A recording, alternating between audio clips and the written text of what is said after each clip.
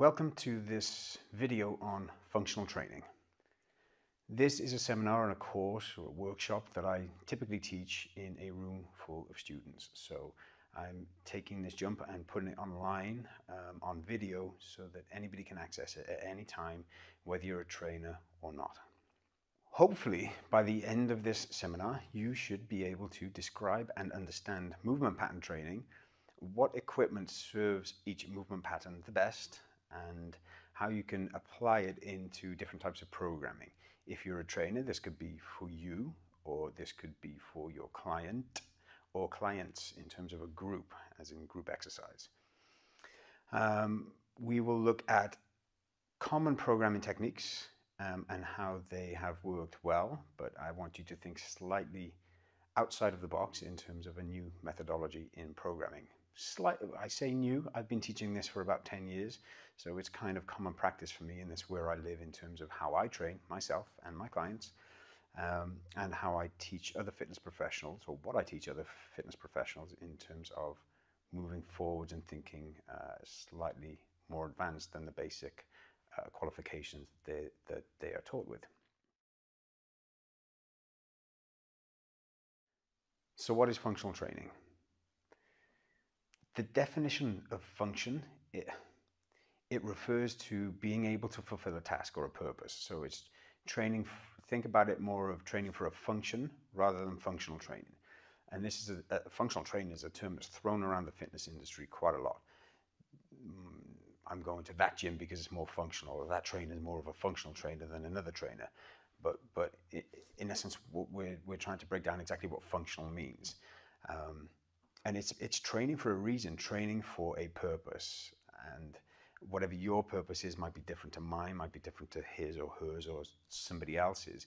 So the training needs to be tailored and individual rather than generalization. So again, finding out a function, you will be able to apply different training methodologies for that individual to fulfill that purpose. A lot of this knowledge, I haven't made this up, and I will reference the people as and when I can throughout this presentation, but a lot of the knowledge and the forefront for this presentation in this video comes from a book called The Complete Guide to Functional Training by Alan Collins. It's a really good book, and I've been lucky enough to be taught by him and a couple of others who I will talk about as we go through this presentation. But in this book, he cites that a more complete definition of functional training will be the execution of specific exercises that have a positive carryover or a benefit to fill in the blank, to somebody's performance, to somebody's daily tasks, to somebody's employment, to somebody's sport, and more importantly, to build up resilience to injury. Because if you look at take employment for instance, if you are a member of the military and you are in the army, your training will be different to somebody that's in the Navy.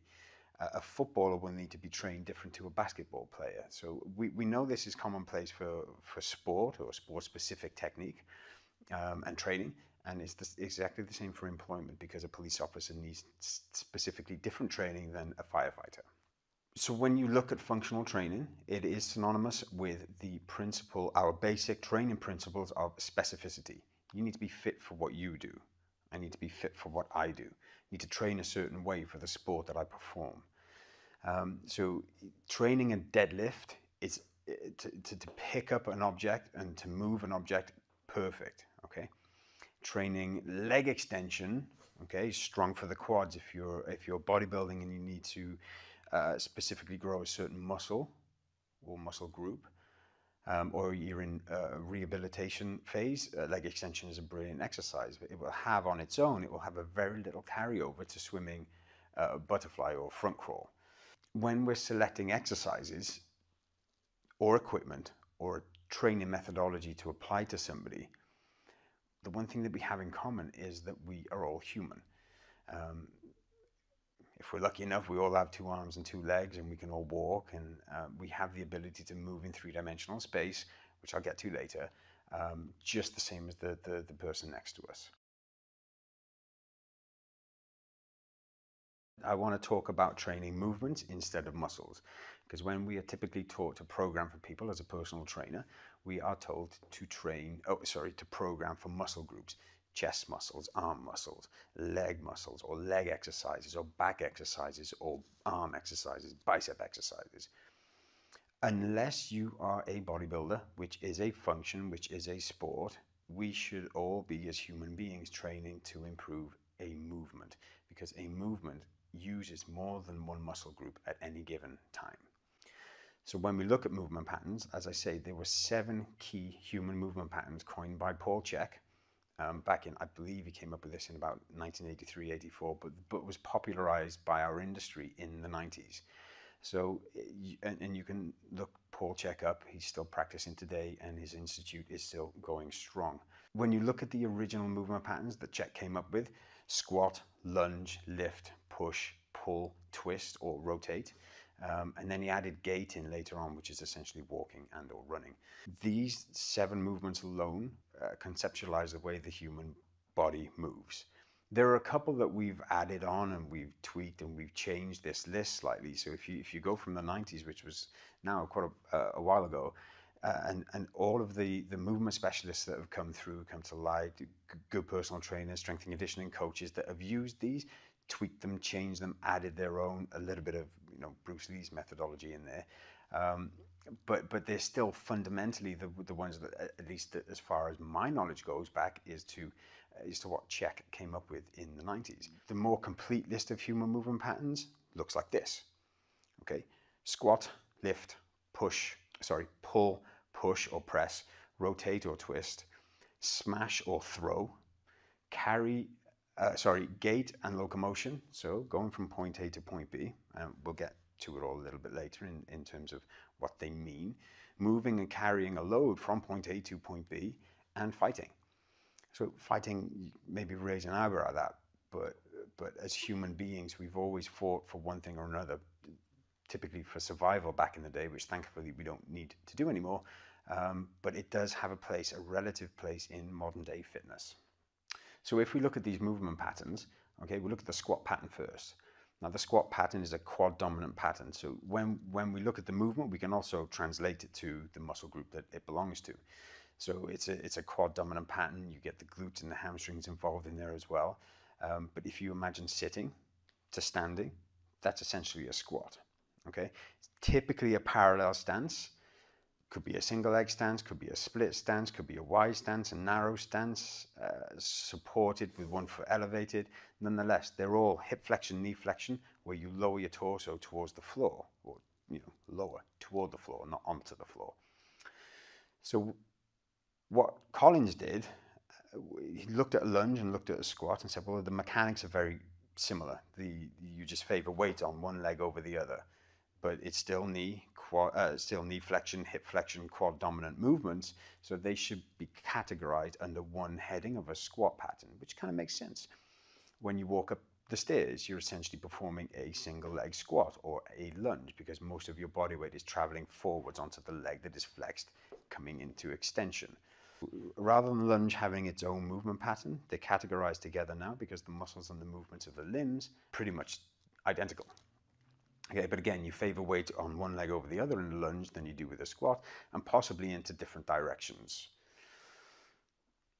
When we look at a lift, okay, lift pattern or modern day version is a hinge pattern when you think about kettlebells and things like that, but it's essentially hip dominant, loading and unloading the hamstrings. So when you look at the exercises involved in this, you could be doing a deadlift. It's the first thing that comes to mind when I ask somebody in a room full of people, what's the first lift that comes to mind? Is a deadlift. Then you think about all of the variations of the deadlift.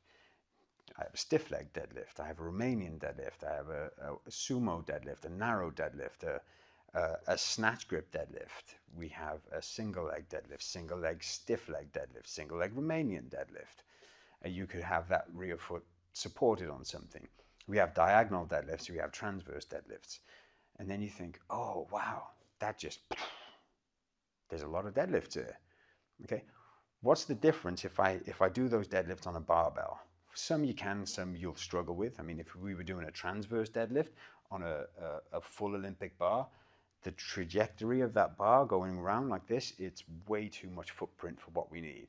So we come a little smaller. Perhaps we use a sandbag to do a transverse deadlift with. Nonetheless, it's still a deadlift in 3 planes. It's got the transverse plane, the frontal plane, and the sagittal plane at the same time, which I will get to later. So with all of those variations of a deadlift, what piece of equipment that you have in your hand does matter. All right, because if you have a wide versus a narrow versus a kettlebell, which is super narrow and super compact, you'll be able to manage that a little easier than you will with a studio barbell, for instance. Let's look at a press pattern or a push pattern. It's essentially anything going away from the midline of the body, and that could be horizontally or vertically or diagonally. You can press in a diagonal position. You can do various different push-ups on the floor, which involve moving your body from side to side. So they're essentially diagonal pressing. A push-up, press-up, it's a horizontal press, as is a bench press, as is a chest press. So again, when you're thinking about what presses do I have to throw into my movement pattern of pressing, there are loads. Dumbbells, kettlebell pressing, sandbag pressing. I mean, you do a push-up on the floor versus the push-up on a sandbag, no matter what make of sandbag it is, it doesn't really matter, but there's going to give you different feedback through the muscles depending on what you're pressing onto. So a press-up is no longer a press-up when you're thinking about what should I do the press-up on. A pull pattern. Opposite to the press pattern or the push pattern, where the push goes away from the midline of the body, with a pull, we're looking to come toward the midline of the body. Again, horizontally or vertically, even diagonally. If you think about a pull-up, that's one of the first pulls that come to mind. Okay, now in a pull-up, I'm not moving something to the midline of my body. I'm moving the midline of my body closer to the bar. Okay, and then there's different versions or variations in this pull-up. I can go wide, I can go narrow, I can go reverse, I can go split, I can go side to side. Okay, moving the scapula of the shoulder blade into different directions is part of the primary response of a pull-up. We want it to lock into place. We want the lats to do their job properly. Okay, we don't want it to tilt too much, otherwise the rotator cuff kicks in a little bit more. So you can pick a pull-up that's perfect for anybody's shoulders, no matter whether they're beginner, intermediate, or advanced in terms of the ability to do a pull-up. And then you have different bits of equipment. Okay, you have a TRX or a suspension system without necessarily branding. Any suspension system will do a good job if you are a beginner and you're looking to do a pull pattern. Okay, versus something like a seated back row. Okay, if I am doing a TRX pull or a suspension system pull or a suspension system row, various different names. Okay, every part of my posterior chain is engaged. My glutes, my lower back, my hamstrings, everything is engaged to keep me stable as I'm doing this row. Versus if I'm sat on a machine, all of these are switched off. So when we're talking about movements, anything that integrates a lot of muscles rather than isolates individual muscles for performance, for human performance, it's got to be better. Again, unless you are a bodybuilder, okay? A bodybuilder has to, it's like sculpting, you have to make an individual muscle grow relative to the next one, okay? So individualization or isolation of a muscle is paramount in bodybuilding and rehabilitation. Not always serving the best purpose for the human being that just wants to move better, move pain-free, and lift things and push things and pull things in daily activities. Rotation or twisting. Okay, this involves anything in the transverse plane, anything where we turn one bone on top of another with the muscles pulling into position. When we look at the rotation pattern in the room with people, I say, what's the first rotation exercise that comes to mind? And it's usually 50-50, one of these. It's either a Russian twist or a wood chop, okay, on the cables. Now, when you look at the wood chop on its own, Russian twist is cool because everything is pretty much locked in and you rotate from left to right. So that's just a strict rotation pattern. When you look at a wood chop, for instance, you take a cable from high and you drop it down low. There are a lot of things going on here. initially there's a pull as you pull it to the midline of the toe. So with a rotation pattern, with a squat pattern continued into rotation. So I've got, that ticks the box for me for 3 movement patterns: pull, twist, rotate, and squat. So there's a lot more going on in a wood chop than there is in a Russian twist. Okay, and again, the whole thing about integration versus isolation is, well, it depends. It's dependent on the person and the task that they're trying to achieve. For instance, if I'm a golfer, okay, the last thing I really want to do is lock everything still and just rotate the trunk, okay, because I know in this backswing, I need every bone and every muscle across the bone to twist at different times at different rates, okay, and then I need it to come through just as quick. And this is every transverse rotational movement from my left foot and my right foot, right the way up to the point where my elbow and my shoulder stop moving in that backswing. And if I was a trainer that just isolated somebody's trunk with a Russian twist and they were a golfer, we could completely mess up their golf swing, which I think they would be a bit pissed at, especially if they're paying you money for this. So definitely rotation through integration is better than isolation. And this is for everybody. At the time of recording this, I have a 2.5-year-old. So I know that when she runs away from me, I have to twist and grab and lift. Okay? I don't twist, walk up to her like it's manual handling, flex into this position and pick her up safely. I'm like, quick, come here. So I'm essentially doing a transverse deadlift, split stance on one leg. Okay, so I've come wide, I've rotated down, I've squatted down, and I've initiated the lift. So being able to do a lift or a squat with rotation, with weight, that's paramount to a daily activity of a parent if they're chasing a toddler or a dog, or anything, a rucksack that you have to pick up off the floor. I pretty much guarantee you don't rotate to it and safely pick it up like this. Okay, you just bend down in whatever position. So when we're talking about training for daily activity, adding a rotation into a squat or a lift is paramount, providing you do it safely. And this is the whole point, is when I have to use rotation with a squat and a lift, I need to make sure that my body has been trained to do that safely, otherwise I blow my knee out. Let's take a practical application for this, using a deadlift with a sandbag in this case. So I'm going to approach the sandbag. We're going to look at the sagittal plane, the frontal plane, and the transverse plane variations of this. The sagittal plane variation, or the classical deadlift that we have, okay, is hips flex, knees flex, feet flat on the floor, palms reach down for the bag, brace the shoulders, brace the core, drag the bag up your shins, shoulders and chest proud at the top, maintaining this level of tension through the spine, lower it back down to the floor. You don't need a tutorial in a deadlift. I'm fairly certain that you all know how to do a deadlift. And we do this on a bar, and people do this on a kettlebell, etc., etc. What's the other variations in planes? How do I adapt? So if you think the example I gave earlier on in this was chasing my 2-year-old when she's running away from me. So I'm looking to do a transverse, predominantly single leg lunge or single leg deadlift. So if I come to the right of the bag so that my left foot is in line with the right strap, and I, with my feet both flat on the floor, I slide my hips into position. Okay, so again, I'm following the sagittal deadlift exercise that we all know and love. I'm just shifting my hips laterally. So I've got abduction of my right hip and adduction of my left hip as I'm flexing into position and pulling this bag up in some sort of diagonal pathway. Still, everything's going on as it should here, exactly in the same manner as it would for a sagittal deadlift, only I'm shifting my hips through a frontal plane a little bit more. I'm getting good inversion-eversion of my feet. Okay, slide in this way, a couple of reps from this side. And again, the bag is resting, dead weight, deadlift through a frontal plane.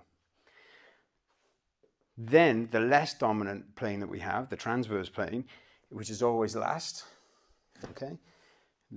Personally, the way that I train it, I go through sagittal, then I go through frontal, then I look to do transverse. If I'm doing a transverse deadlift, which again, in this case, I'm doing it with a sandbag, okay? The bag is parallel to my foot, to my left foot in this case. hips tilt back. I rotate down to take hold of the bag. I don't necessarily need to watch it. Some might cause too much flexion in the spine. I can feel for the straps. This is why power bags are really good for activities in multi-directional planes. Brace, drag it into a rotated transverse twisting position at the top like a corkscrew. I can overload one leg or one hip at a time by doing this.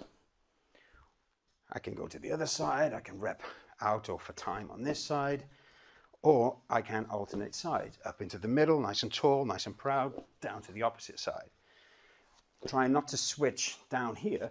I want to come through a full lift if I can before I go down to the other side. It's really simple to do. It's a really simple formula. You want to get more dynamic than that, throw it into cleans, throw it into snatches, but build up gradually. Sagittal, frontal plane variations, in through transverse plane variations. It's the key to unlocking the hips. It's the key to to three-dimensional power for the hips, and to being able to get your hips, foot, and ankle in this case to adapt to any other activities that may require these movements to do. So training a transverse deadlift, training a transverse clean with a sandbag or a kettlebell or something compact enough to be able to overload the movement in that direction, that's a must in anybody's training. The smash pattern. Okay, the smash pattern is a flexion type pattern, but to get to good flexion with a smash, you have to fully extend first.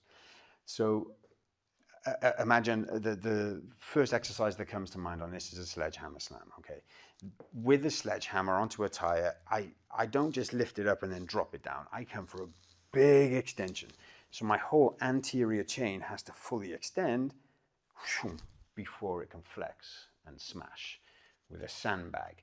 As I lift this sandbag up into the air and slam it down toward the floor, choose the sandbags correctly. Some of them do not like to be slammed, and you have to get your money back and all that sort of stuff, and then it gets messy. So choose a slam bag or a slam ball. Anyway, so from here I have to come to a full extension, boom, before I can fire it down to the floor.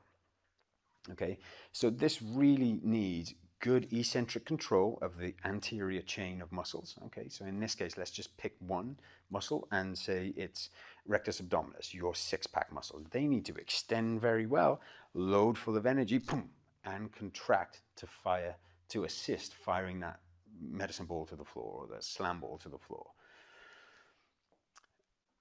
The smash pattern, the extension to contraction, it serves well in terms of even throwing a kick. If I'm aiming to kick a ball, I need good extension through my anterior chain to fire it off. And a smash pattern is a brilliant pattern to help do that with. Gait and locomotion. So locomotion was added a little bit later on, but it basically conceptualizes going from point A to point B. Okay, when you look at gait, walking or running, if we're lucky enough to be able to walk or run, they should be trained. We should be going out for walks. We should be going out for runs. But you can also swim. You can crawl. You can cycle. So these are things that we should be training as human beings as well. I mean, obviously there are specifics in sport and triathletes and cyclists that would just go for cycling. I get that. Or triathletes, swimming and running and cycling. But everybody has the ability to get outside and go from point A to point B. And if you can go outside, all the better than going on a treadmill, because it's clearer for your mind, I think, if you're outside in the elements, even if it's raining. Like at the time of recording this today, it's hammering down. But anyway, going from point A to point B should be trained. Even if within a circuit class, if you have people doing bear crawls back and forth the room, if you don't have a massive room, then getting sprints done can be tricky. So at least crawling back and forth on all fours, bracing the core, moving linear, anterior, posterior, forwards, backwards, sideways, it doesn't really matter as long as they're traveling. So if then I am asking somebody to travel from point A to point B and they have a weight vest on, they are now moving or carrying a load. Okay, they're taking weight with them as they go from point A to point B. Okay, the easiest one to think about this is, if you've ever watched the strongman competitions, is the farmer's walk. Pick something up and move from point A to point B. If I do a single hand farmer's walk, if I lift up a 20 kilo kettlebell in my right hand and I start to walk, the left side of my core has to do a lot more work to stabilize me rather than having the split weight. So uneven lifting, uneven walking, uneven carrying, it's way up on my list there for being able to adapt to different things in terms of performance or performance related tasks. So again, if I'm moving from point A to point B and I'm crawling, I might be dragging a tire behind me or dragging a sled behind me. I can turn around, I can push that sled. So, and if you've never pushed a sled in a gym environment, it's pretty tough. Okay, I'm down in this position. I've got a push pattern happening. I've got a squat pattern happening because I'm really driving through flexion of my hips and my quads into extension. My glutes are kicking in, my back is kicking in. And I'm also gait and locomotion with carrying and moving a load. So just pushing a sled or a tire or anything that you have to push, you've got 4 movement patterns going on there with one exercise. That's way more bang for your buck than splitting them out. Okay, so again, in terms of integration, if I'm a trainer, I'm thinking, what exercise can I do that involves more than one movement pattern? Because that's going to get more than one muscle group going at the same time. Fighting as a movement pattern is something that we have done for many, many, many, many years. We used to have to fight for survival. And thankfully today we don't. We do it for fun, or we do it for fitness. Okay, so fighting as a movement pattern has its place in modern day fitness. And when you look at everything that we have out there, from body combat to boxercise to I'm in a studio that's a martial arts based studio for a fitness program and a martial arts program. When you look at all of these things, even the most basic of punches is multiplanar. Okay, so the bones have to spin through all different directions to be able to impact, to be able to connect with their target. And then you have kicking and kickboxing and everything like this. So all of the movements are very functional because they're not locked in position. Everything moves forwards and the bones spin into rotation, into transverse planes, and to frontal plane activities is very dynamic. So you're moving left and right and you're constantly on your toes. So you're getting cardiovascular benefit and output from it at the same time. And if you have never hit anything, okay, a bag, a pad, even a bag on the floor, it's very cathartic. Until you try it, you can't really appreciate what it's like to actually unleash a couple of punches and a couple of kicks onto a target. It took the fitness industry a long time to recognize fighting has a place for fitness in this market, because for the socioeconomic part of it, is it violent? Is it not violent? It's absolutely not. But it's frowned upon if you decide to put your 60-year-old clients into a chokehold. So there are a lot of do's and don'ts when it comes to applying fighting into fitness. We can punch pads, we can kick pads, we can elbow pads, we can knee pads. We cannot punch each other, we cannot kick each other. That's for a specialist club that is specifically for martial arts. Okay, but we have a happy medium in here where we can teach and train people to have the benefits and the feel of fighting without actually ever getting hurt. So again, when I'm in the room with somebody or a group of people, I suggest to them, with this list of movements that we've just gone through, the list that you see here on the screen right now, can you think of an exercise that doesn't classically fall under this list of movements? And give them a couple of minutes to think about this. And you can almost hear the cogs turning. And then somebody says, what about a plank? Where does a plank fall into this list of movements? And we would say typically it doesn't, because it's not a movement and you're not moving. Okay, it's an isolation exercise. But does that mean you shouldn't do it? Absolutely not, because a plank is a really good exercise. Where does the plank help? Which one of those movements does it help? Okay, and the example I always give is, if you look at a smash pattern, and I have a 10-kilo medicine ball in my hands, or a slam ball, and I throw it up into the air, but my front chain core, my quads, my hip flexors, my abs. They don't decelerate this upwards extension, this backwards motion, so they're not strong enough to hold on to me as I'm extending. I'm going to have no chance at contracting to throw it forwards then. And at this position, I'm probably going to fail the exercise or hurt my back. So if you, through your assessment protocols, have assessed that somebody has a weak front chain core, first off, don't do the smash pattern, okay? But secondly, the one exercise you could prescribe to improve that would be a prone plank, a face down prone plank, whether it's arms extended or onto the elbows, because that's a really good exercise. It's really good isolation, supplementary exercise to improve the smash pattern. Same as glute bridges, great for the lift pattern and the squat pattern. Bicep curls, great for the lift pattern and the pull pattern. But bicep curls on their own as an isolation exercise, they don't classically fall into that category or any of those categories, but they do help a pull pattern. My point here is that there are no wrong exercises when it comes to training. There are just good exercises programmed poorly for an individual or a group of clients. So it does absolutely come down to specificity. It comes down to tailoring movements and exercises for individuals. So I hope that makes sense. Movement patterns and exercises that belong to them, or at least get you thinking about a list of exercises anyway. This is Eugene Sandow. The reason that he's in these slideshows, he's a pretty good physique, okay?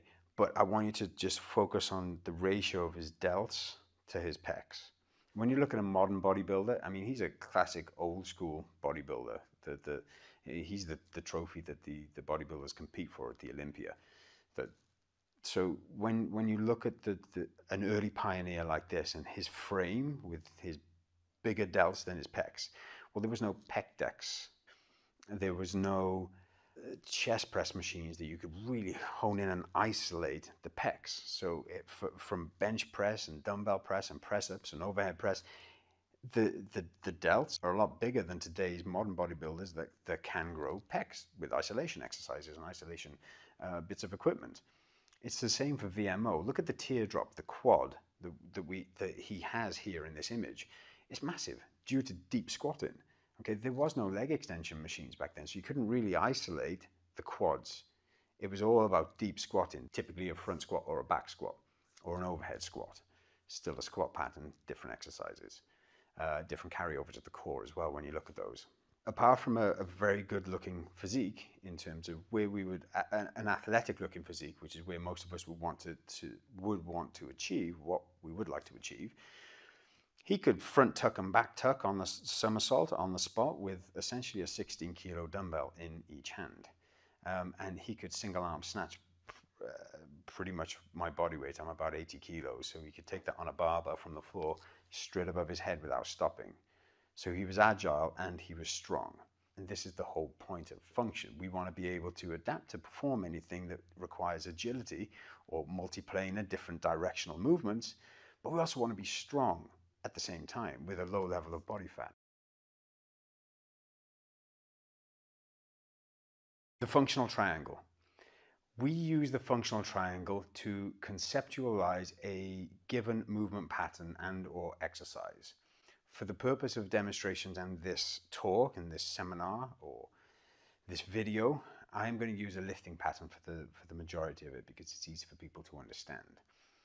Now, the height of the triangle, okay, from base to apex, depicts somebody's functional strength. So this would be classically performed as a 1 rep max for any given exercise or any given movement pattern. So you would think in a lifting pattern, a 100 kilo deadlift will give me a higher apex on this triangle than a 20 kilo deadlift with a kettlebell for 1 rep. The width or the base of the triangle conceptualizes or depicts the functional range of a human being for any given movement, exercise, or movement pattern. Okay, so this is anything that isn't the strength.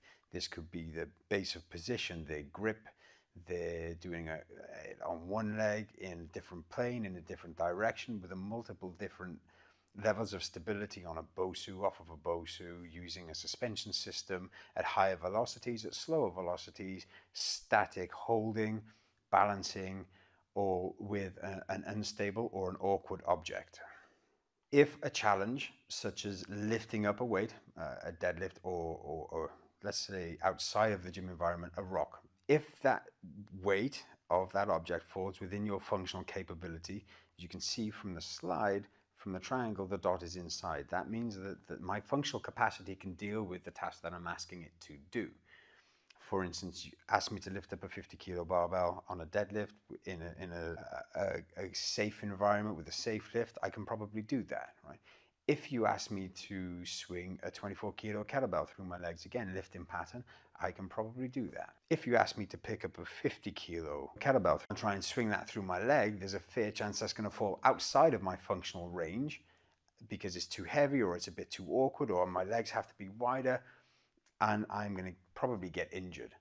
If it's too heavy, you see the dot on the triangle is slightly higher than the strength that I'm being asked to lift. And if it's slightly lower down that apex but wider, it means that it doesn't fall within the range of ability for me to be able to do that.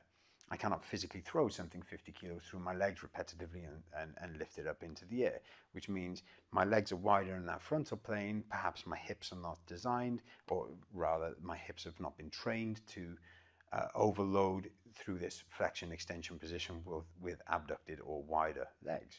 Whatever the reason is, my range cannot deal with that. I hope that makes sense. If you can imagine, okay, that you are asking somebody to get stronger. If you look at a triangle similar to the one that you're looking at now on screen, it's a high apex, so a high peak on this with a very narrow base. And when I'm in the room with people, I say, give me a person, or give me an athlete, or give me somebody that you can think of that's very strong but doesn't necessarily have a good range, functional range, i.e. ask him to lift that thing stood on one leg and it's probably not going to happen. Okay, or ask him to lift something in a transverse plane, it's possibly not going to happen. And most of the time people give me a powerlifter or a bodybuilder, and it's like, you've hit the nail on the head. Very, very strong individuals, typically in the sagittal plane. And this is by no way intended to come across derogatory to bodybuilders or powerlifters, because that's where I was schooled. That's where I was brought up, in a bodybuilding environment. And it got me strong. But my martial arts background as well helped me maintain a level of mobility or a functional range. What we're aiming to do is to get both at the same time. So when we look at this example of somebody that's really strong in one plane of motion, which when you look at the base level of training that we are given as personal trainers, historically, we're taught to use fixed plane machines, and the majority of that is sagittal plane activities. So we're very strong in the sagittal plane. We can deadlift things, we can push things forwards and lift them up straight, etc. Okay, what happens with, let's use the lift as an example. If I deadlift 60 kilograms on a bar, if I'm doing this and I'm comfortable to do that, again, falls within my capacity.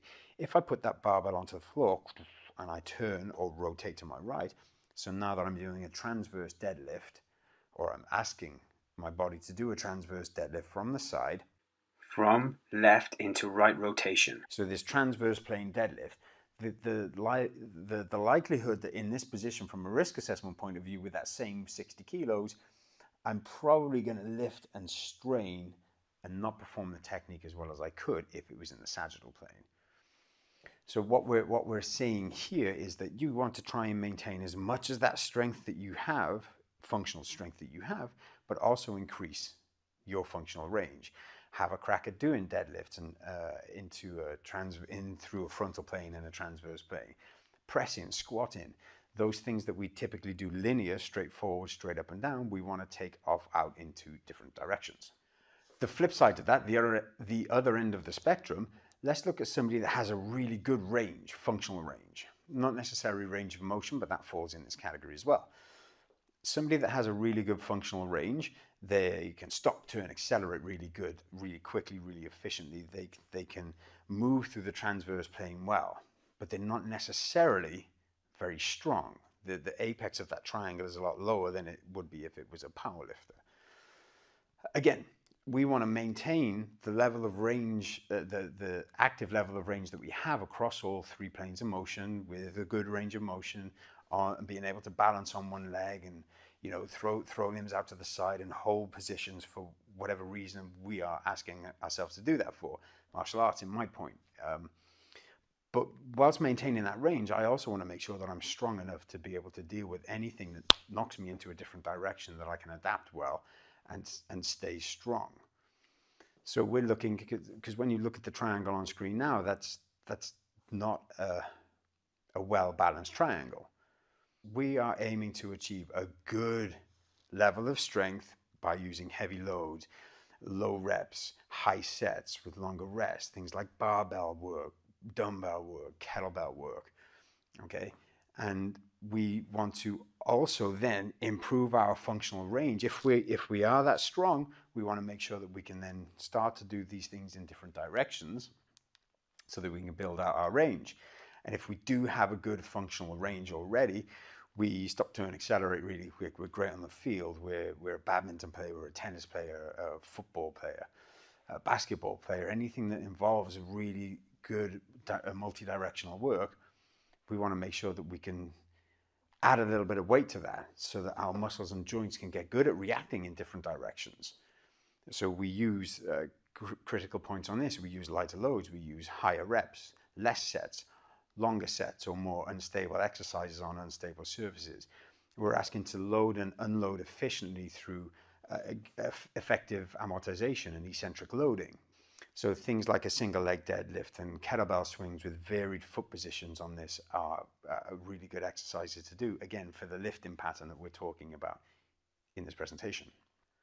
Our ideal triangle should look something like this. We build out our range before we build out our strength. If we have carte blanche with somebody, we would like to make sure that they get a good base level of resistance training, body weight work, different planes. We go wide with our feet, we go narrow with our feet, we turn our feet in, we turn our feet out. So we're priming the hips through all three planes before we start slapping weight on and building the triangle up so that we have a really good functional strength and functional range, ideal looking triangle. Again, this is just for the lift pattern. You translate this to push patterns, and we're talking about heavy bench press versus multi-directional press-ups. They both belong in a pot of exercises that will improve somebody's press pattern, be it functional strength or functional range, depends on the activity for the individual.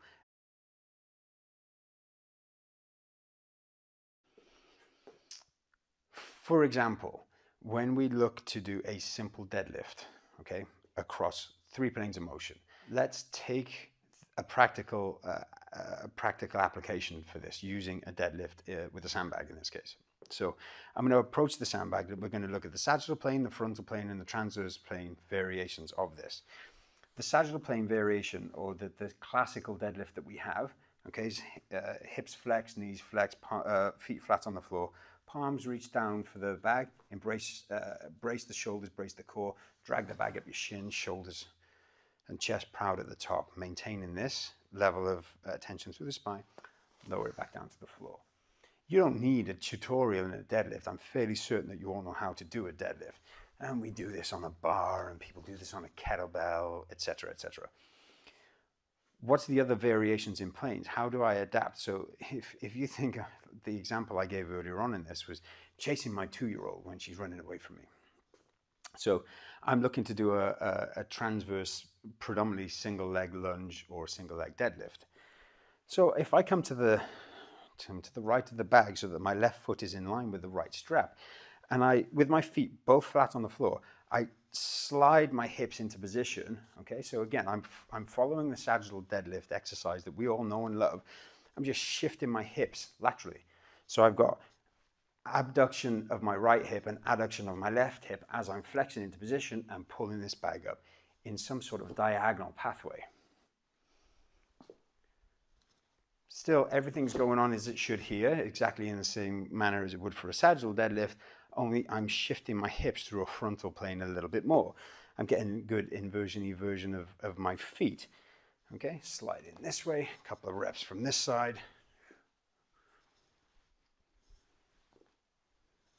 And again, the bag is resting. dead weight deadlift through a frontal plane.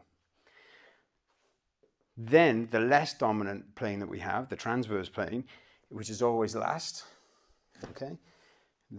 Personally, the way that I train it, I go through sagittal, then I go through frontal, then I look to do transverse. If I'm doing a transverse deadlift, which again in this case I'm doing it with a sandbag, okay, the bag is parallel to my foot, to my left foot in this case. Hips tilt back, I rotate down to take hold of the bag. I don't necessarily need to watch it. Some might cause too much flexion in the spine.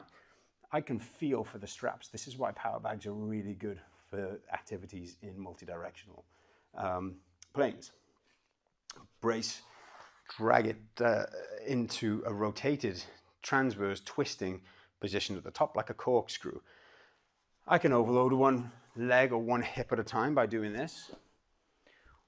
I can go to the other side, I can rep out or for time on this side, or I can alternate sides, up into the middle, nice and tall, nice and proud, down to the opposite side.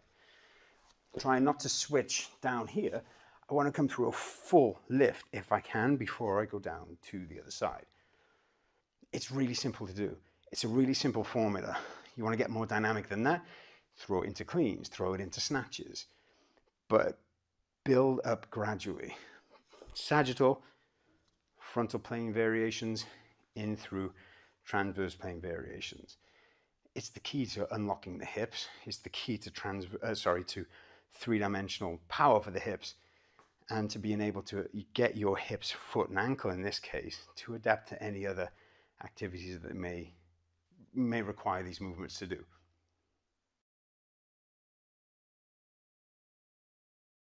Some principles in functional training. Okay, we've listed 20 principles or considerations when it comes to programming for function for you and or for your clients. Most of them are self-explanatory if you understand the basic training principles and some of the principles that we've gone through throughout this talk. The first one, if adaptation is the goal, which it is for many things, overload or correct application of overload to being the key to achieving adaptation. The most simple term in this, when it comes to basic training principles of adaptation, overload, specificity, reversibility, etc. If you want bigger biceps, you have to overload that muscle by lifting a certain weight past a certain threshold to achieve optimum overload. Thus, the adaptation means the bicep is going to grow. Okay, so functional adaptation, jump further, jump higher, hit quicker, lift more, push more, etc. Change direction, increase mobility. They're all adaptations. So the training that you do to achieve that has to go past a threshold of overload. Train movements, not muscles. So as I said earlier on, training muscles is great. If you are a bodybuilder or in a rehab phase where you need to get a muscle or a muscle group stronger, train individual muscles or muscle groups. Okay, when it comes to getting the muscles out of isolation into integration and talking to each other to help your human chain, your body move, lift, push, pull, twist, run, etc. Train movements instead of muscles. Assess the limiting factors of movement patterns and train those limiting factors or any factors that you find are limited within a certain movement pattern. Okay, so looking at the squat pattern and thinking of all the exercises that you could fall under that category. I'm not suggesting that you assess every version of a squat from narrow to wide to back squat to front squat to overhead squat to single hand, single leg, etc. But pick a squat pattern that you can, a squatting exercise within a squat pattern that you can assess comfortably. You can look at range of motion. You can look at symmetry left and right. Do the hips work well? Do they? What's the depth like before the heels start to lift? Do you tilt forwards, etc. So have an assessment protocol for each one of these movement patterns, and then see whether they tick the box: can achieve, cannot achieve, why can they not achieve, and try to build upon those limiting factors so that it's a more balanced movement pattern. Ensure optimal agonist-antagonist strength balance and agonist-synergist strength balance. You have to make sure for every push there's a pull. You have to make sure that the synergist muscles, the fixators, the helpers, everything that can achieve a movement, an exercise, a lift, a push, a pull, a movement pattern They're all talking to each other to achieve the adaptation that you're looking for. Try to ensure that optimum mobility is achieved. Okay, you need a good level of mobility in all three planes to achieve a good movement pattern through a full range of motion. So some of the key principles when it comes to this for me, in a nutshell, in a couple of lines, functional training is train all movement patterns through a full range of motion across all three planes. Okay, and if you can't achieve movements in the frontal plane and the transverse plane for any given movement pattern, stay there until you can. Keep training until you can. Develop a range of motion beyond what is normal. What I mean by this is it's not necessary for you to do the splits to be able to kick a football. Okay, that is a ridiculously maximal range of motion for the hips to achieve, not necessarily applicable to kicking football. Okay, so look at what the range of motion is required at the hip for kicking a football, and develop a range beyond what is normal, as in a human being just walking is considered normal range of motion for a hip. You need a greater range of motion in all three planes at both hips to achieve that volley on a football, for example. So you need to look at the task and see what is the range of motion required for that task beyond what is normal for a human being to be able to walk, move. I hope that makes sense.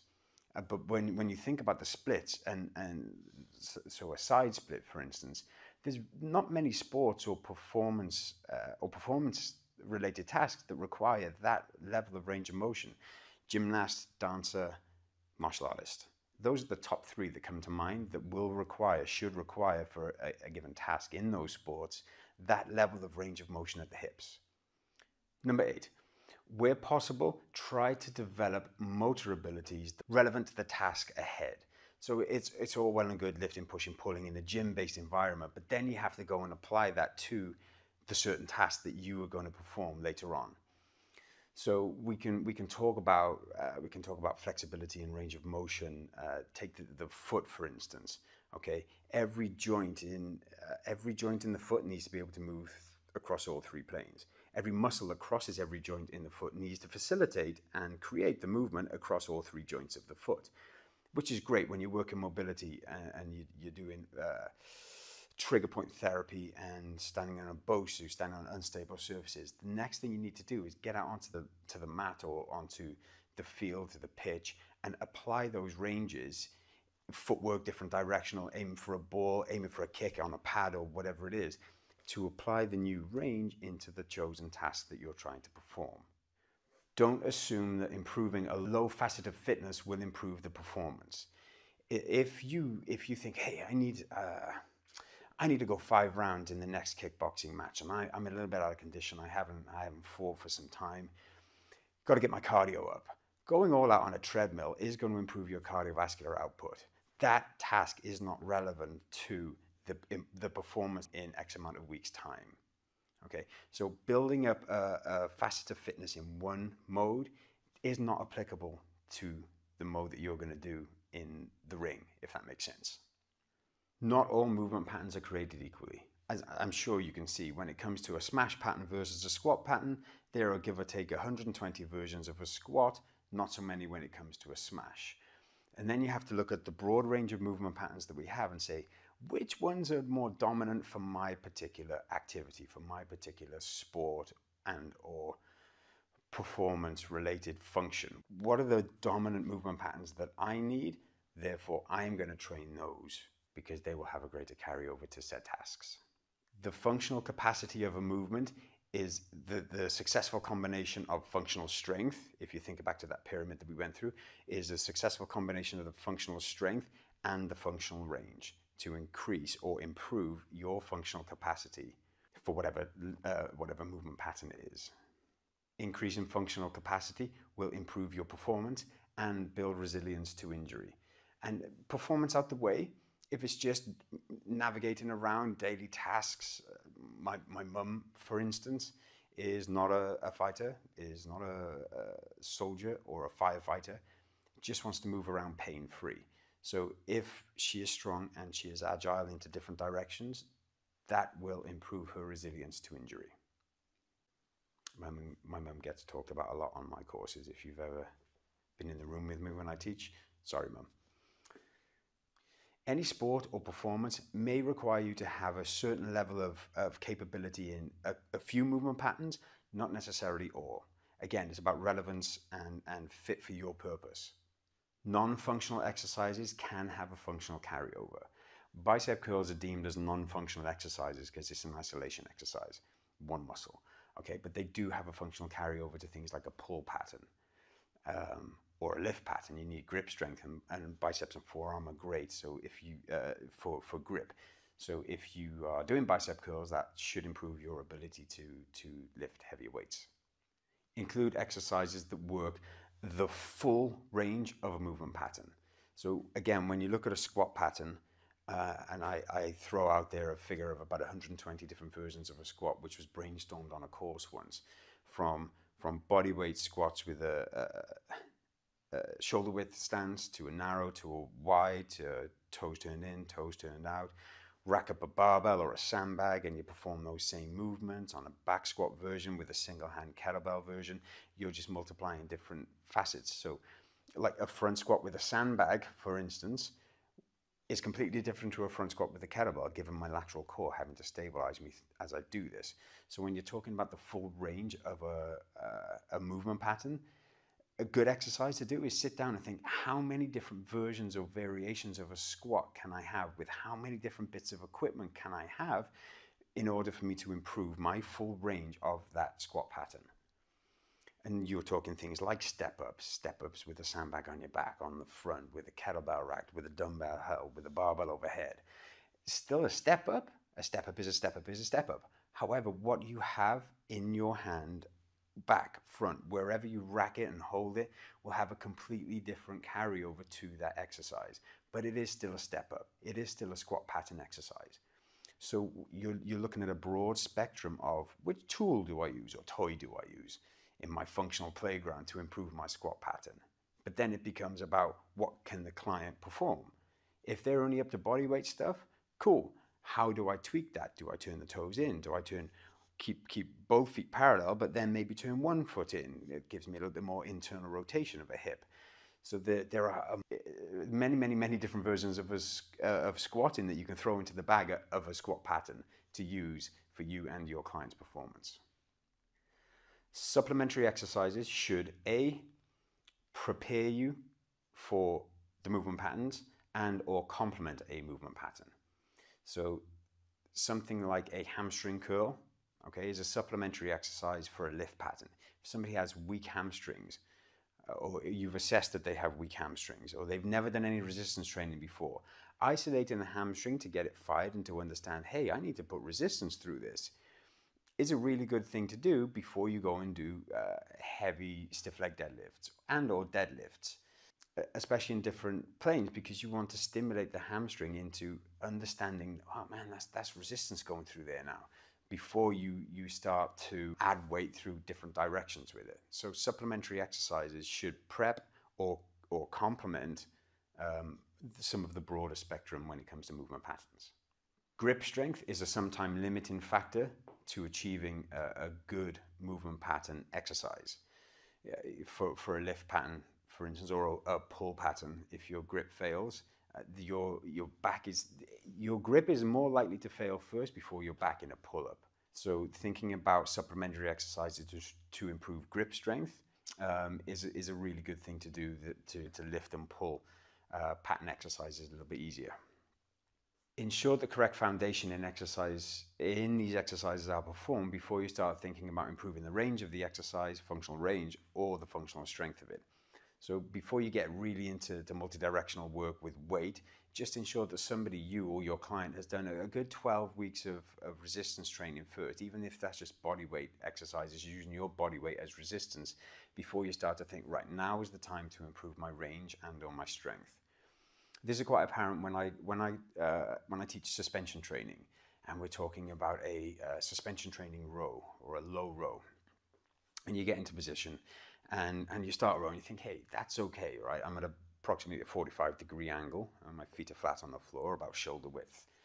Okay, you have two ways to progress this. You either improve the strength or you improve the range, i.e. stability in this case.